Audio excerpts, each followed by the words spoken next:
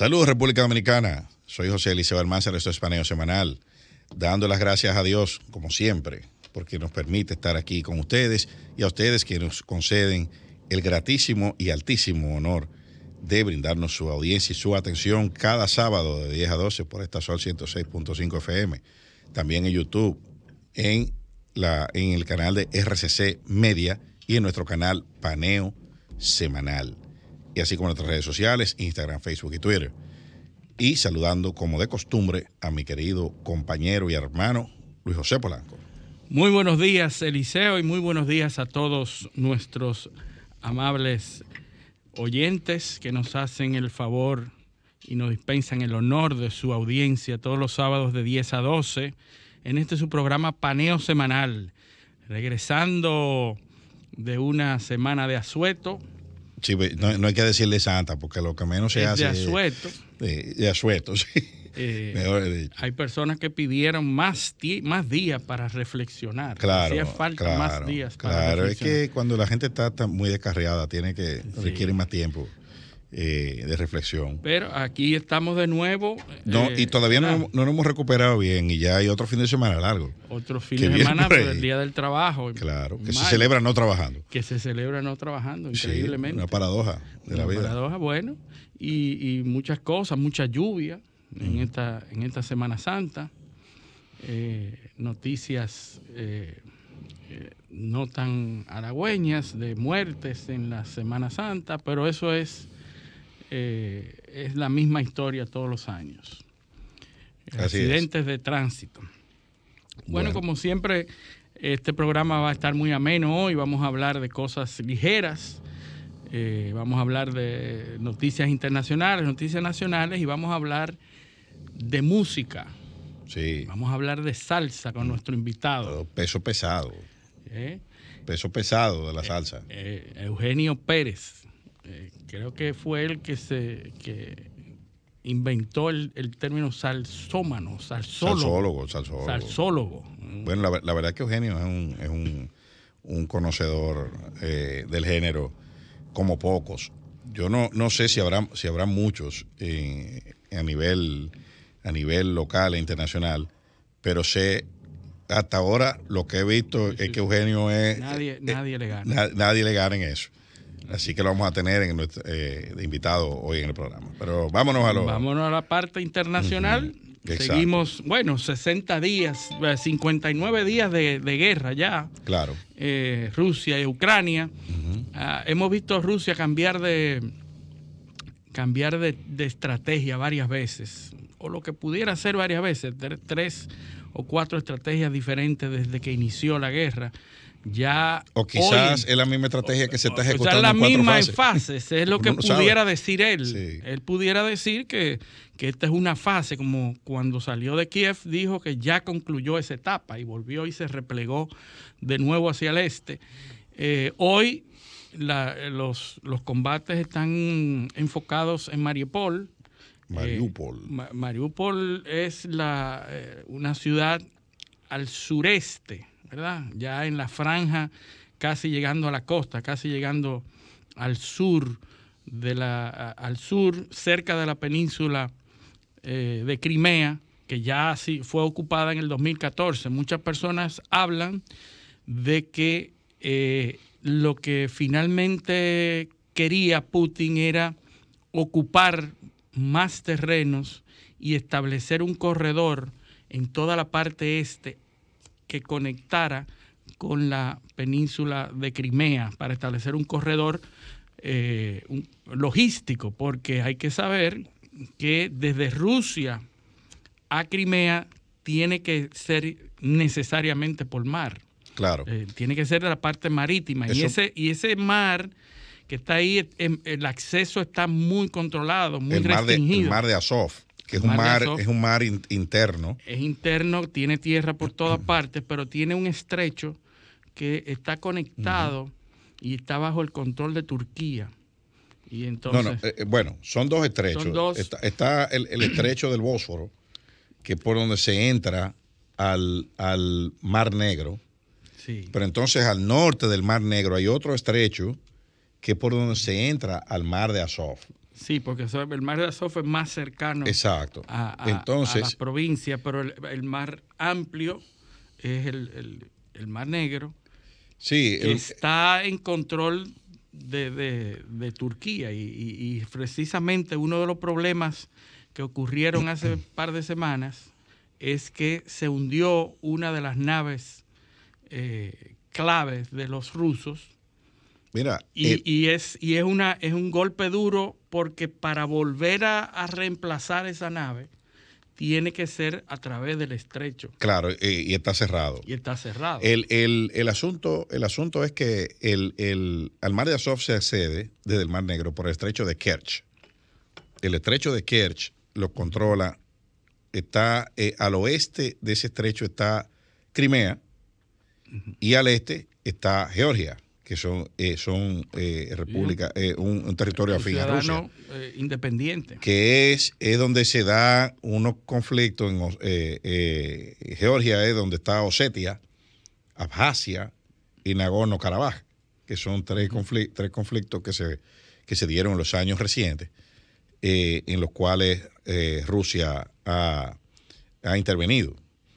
El mar de Azov tiene una particularidad, que es un mar poco profundo. La profundidad máxima del mar de Azov son 14 metros.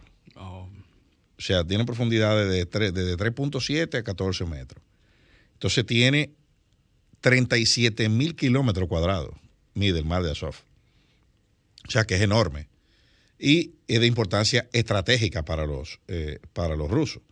Entonces lo que se está tratando es, como tú señalas, de controlar toda la franja, toda la costa del mar de Azov, para no solo poner tierra de por medio entre sus enemigos, que son Ucrania y probablemente las potencias occidentales, de la OTAN, sino que también poner un mar de 37.000 kilómetros cuadrados en una distancia de seguridad de su costa y asegurar la franja fronteriza del norte que está entre o sea, que está al este de Bielorrusia, porque ese es como una media luna que están tratando de construir. Sí. Además de que también le cierra a Ucrania el abastecimiento marítimo, o sea, le deja solamente el puerto de Odessa, que está bajo amenaza, que todavía no se descarta que un ataque anfibio. Bueno, ellos lograron defenderla y las incursiones que había hecho Rusia en Odessa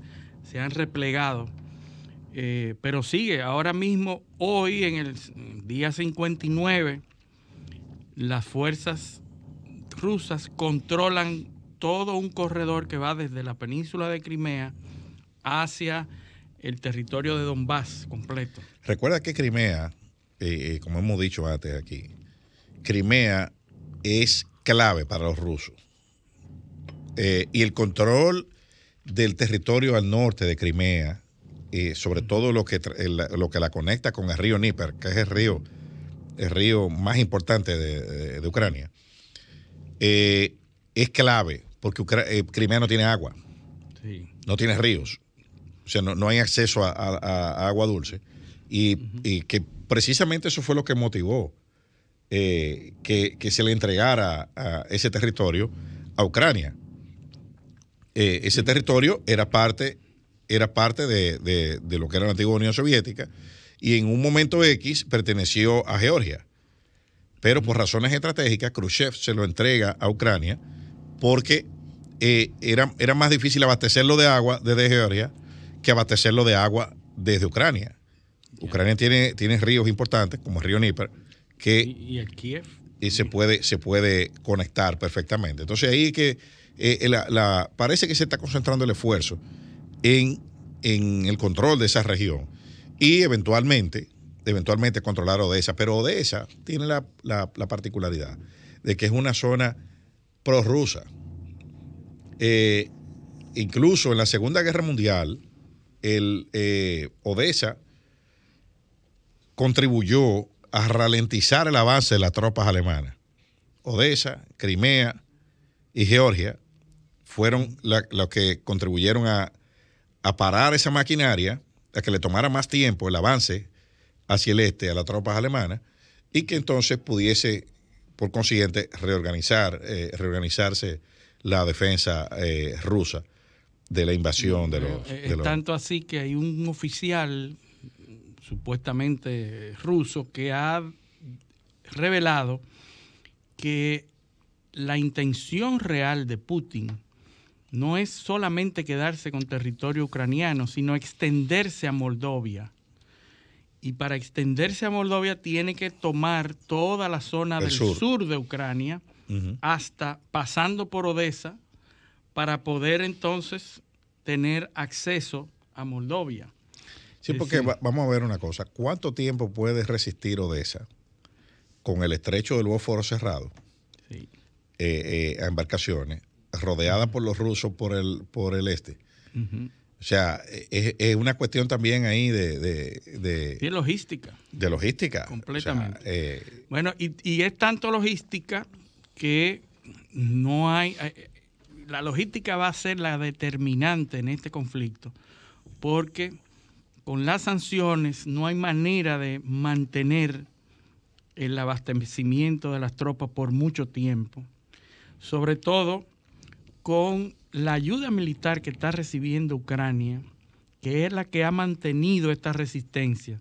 Se está hablando de $1.000 millones en ayuda militar de los Estados Unidos nada más. No hemos hablado de Alemania, Francia y todos los demás países de la OTAN que están inyectando armas y armas sofisticadas y avanzadas a Ucrania, y que es la que ha permitido... Es una guerra proxy. Es una guerra proxy completamente, y Biden está anunciando $1.000 millones más de ayuda militar, y las armas que están llegando a Ucrania son armas de última generación, como las armas de estos drones, que son unos drones kamikazes, que están desarrollados tomando en cuenta ese conflicto. Es decir, la producción se adelantó, la entrega de estos drones se adelantó por este conflicto, pero han sido modificados para funcionar en estos conflictos. Sí. Son drones que son capaces de visualizar, de determinar, pero que además tienen capacidad destructiva, porque lo miran, detectan los objetivos, pero además también pueden caer sobre esos objetivos y detonar material bélico fatal, que es lo que ha estado haciendo Ucrania con estos armamentos. Vamos a ver qué va a pasar, porque... Pero mientras tanto, persiste la presión en el mercado de materias primas y de alimentos procedentes de Ucrania. Así y sobre es. todo porque ahora con un peligro de una situación de inestabilidad en Odessa. Entonces, ¿por dónde van a sacar el trigo? ¿Dónde van a sacar lo que se produce definitivamente en Ucrania? Si uno ve un mapa de Ucrania, uno se da cuenta que es el único puerto que queda. Es el único acceso marítimo. El resto es por tierra, pero estamos hablando de, como hemos dicho antes, de un país de 600.000 kilómetros cuadrados. O sea, Ucrania es 50.000 kilómetros cuadrados más grande que Francia, que es el país más grande de la Unión Europea. Así es. O sea que es un problema. Sacar eso en camiones por ahí no es fácil, ni rentable, y la cadena logística, pues, porque usted lo movió de ahí, pero ¿a dónde lo va a llevar? Si usted ve un mapa, se da cuenta que los puertos más cercanos están a centenares de kilómetros de la zona de donde se está... donde están los productos, donde está la cosecha, donde está la producción. Sí. Y habría que instalar toda una infraestructura que permita hacer todo ese comercio. O sea que de hecho ya está mermada esa producción, esa capacidad de movilizar esos alimentos está mermada, porque las ciudades y los caminos y todo están cerradas, están abandonadas. La infraestructura de comunicaciones de Ucrania está bastante mermada. Hay corredores humanitarios por todas partes, están en problemas realmente. Y el resto de la economía mundial, por la presión.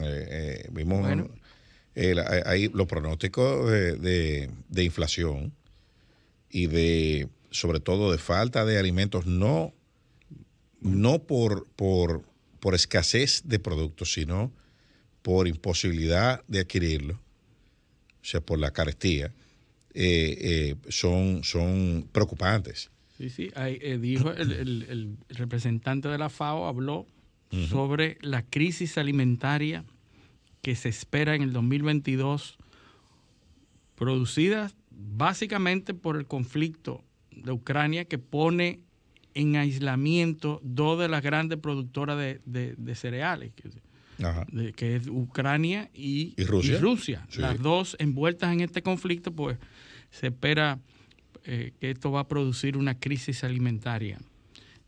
Y ya hablaremos más adelante sobre esas declaraciones. Pues, siguiendo en Europa, habíamos hablado de las elecciones en Francia. Sí. Definitivamente, y tal como se previó, Emmanuel Macron y Marine Le Pen, los dos finalistas de las elecciones, las dos personas que van mañana a una segunda vuelta electoral. El balotaje. Un balotaje que se va a producir mañana con dos candidatos. Emmanuel Macron, que ha mantenido la delantera durante todo el proceso, una delantera cómoda, que se ha visto acercar a Marine Le Pen, que ha ido acercándose y separándose. Hoy se sitúa, ya hace 2 días, ayer se cierra completamente la campaña, porque las elecciones en Francia tienen un par de días en donde se cierra la campaña antes de las elecciones, se abre de nuevo para la segunda vuelta. Ayer se cerró, antes de ayer, y al momento de cerrar, Macron tenía un 56% frente a Le Pen, que tenía un 44%. Entonces, Macron, candidato centrista, y Marine Le Pen, candidata ultraderechista, ¿verdad? La ultraderecha, en pocas cosas coinciden en sus políticas. Coinciden en la política nuclear, de desarrollar fuerza nuclear, porque Macron ha dicho que hay que volver y seguir desarrollando la parte nuclear, pero en todo lo demás difieren, sobre todo en la parte de migración, la parte de los impuestos, la parte de las ayudas, son completamente opuestos. El approach a la Unión Europea, las relaciones internacionales.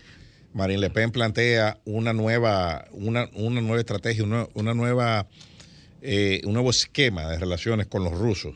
Sí. Ese es uno de los problemas que tiene ella, es que se está relacionando, se está viendo cercana a Putin. Putin la recibió en Rusia, y entonces los contrarios le sacan a ella esa reunión, bueno, pero Macron, la acercan. Macron también se ha reunido mucho más. Claro, se ha reunido más.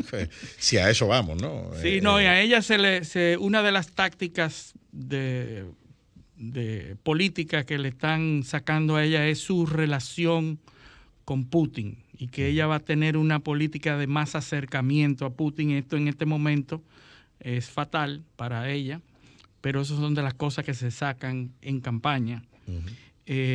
Ella va a recibir los votos de los demás candidatos ultraderechistas, y de las otras facciones centristas, Macron se espera que reciba la otra parte. No, y ya hay un llamado frontal del gobierno, de los jefes de gobierno, el jefe de gobierno español y alemán, y el jefe de gobierno alemán, de apoyar a Macron. Claro. O sea que yo no sé hasta dónde eso sea correcto en el mundo diplomático.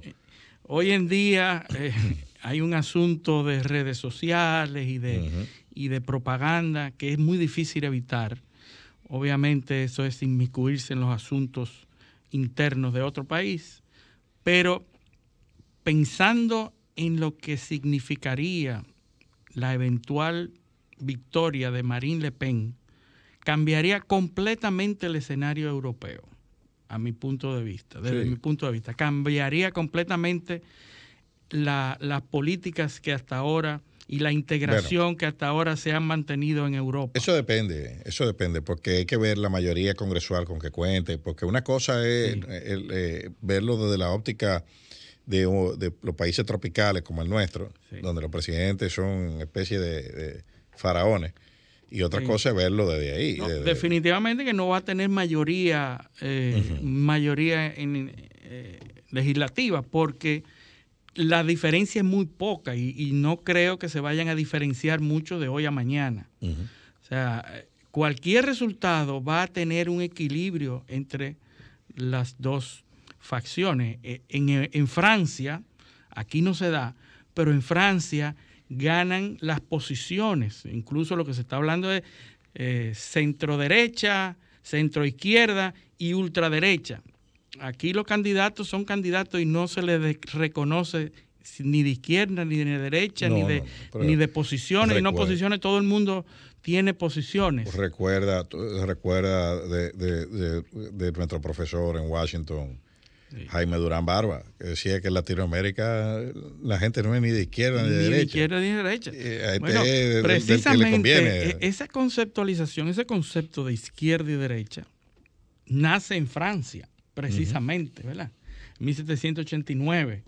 Cuando se sentaron de un lado. Se sentaron de un lado los oligarcas, los que tenían privilegios, los adeptos al gobierno y a los privilegios, y del otro lado el tercer estado. Sí, el pueblo. El pueblo.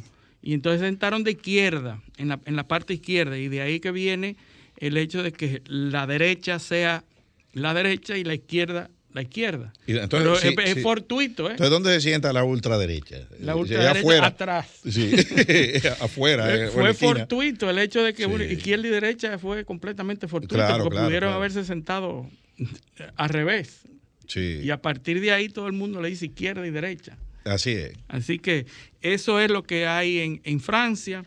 Vamos a ver qué sucede mañana. Probablemente y muy difícilmente, desde mi punto de vista, se revierta la preferencia del electorado. Macron nunca ha perdido el liderazgo. Muy difícil que lo pierda, sobre todo porque Macron representa el status quo, lo que sigue. Bueno. Y Marine Le Pen representa un cambio que pudiera generar uno de los factores que más deciden elecciones, que es el miedo. Bueno, lo que yo sí te puedo decir es que aún ganando Macron, aún ganando como se perfila que va a ganar, y es lo que entendemos que debe suceder, aún ganando se refleja una tendencia peligrosa. Peligrosa, que no sabemos en qué va a terminar, porque recuerda que Macron ganó con más de un 60% la vez anterior. Y ese movimiento, aún con eso, tuvo que enfrentar a los chalecos amarillos. Chalecos amarillos que se le presentó y que fue tan valiente. Tuvo que echar atrás muchas medidas adoptadas. La cosa se le salió de control rápido. Entonces ahora, con una mayoría más precaria, porque va a ser una cuestión de 3, 4% a lo sumo, con una minoría más precaria y con una situación, con un entorno internacional más difícil, va a haber un tema de gobernabilidad, como lo está viendo en Alemania también. O sea, aquí hay que hablar claro. No importa que gane, pero ya aún ganando pierde. Porque esa tendencia viene fuerte, la tendencia del radicalismo de la ultraderecha, que está tomando terreno. Que pensábamos que por el resultado de la vez anterior, pensábamos que ya eso, bueno, ya llegaron, hasta aquí llegaron, porque fue una derrota aplastante, pero vemos cómo se ha recuperado en un solo periodo. Y eso es peligrosísimo. Recuerda que hemos dicho aquí el asunto de la polarización de la población mundial. O sea, nosotros estamos en un periodo en donde no hay nada más grande que la polarización. Bueno, no hay posturas medias. Se parece... Posturas polarizadas completamente. ¿Tú sabes a qué se parece el periodo de ahora? Al periodo de la preguerra en Europa. Sí. De las ideologías radicales, el fascismo, el nazismo. Correcto. O sea, nosotros estamos ahora mismo ideológicamente en el periodo preguerra de Europa. Es así. La radicalización del socialismo después de la revolución bolchevique y después el nazismo, y las utopías, el fascismo. Y las utopías que nos arroparon en ese periodo donde nos hicieron creer que hay forma de lograr condiciones utópicas, condiciones beneficiosas, ideología disruptiva. El sistema no sirve. Sí. Eso es lo primero. Lo primero, ese mantra que bajo el cual se manejan esos movimientos, de que el sistema no sirve, de que hay que refundarlo todo, es lo que está provocando todo este tipo de reacciones.